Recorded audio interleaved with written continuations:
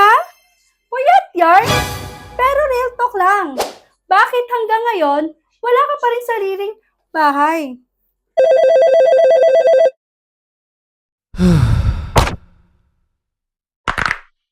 Yung sahod mo, dumadaan lang? Renta, bills, tapos walang natitira? Pagod ka na nga, pero wala ka pa rin napupundar. Kung hindi mo babaguhin ngayon, baka ganito ka pa rin next year. O teka, pwede natin yung baguhin ngayon. Yung puyat mo, gawin nating investment. Welcome to Beverly Homes San Jose del Monte, Bulacan. Ito ang Hailey model na may 2-story townhouse at may malawak na carport. May sarili ka ng parking at hindi ka na makikipark sa kalsada.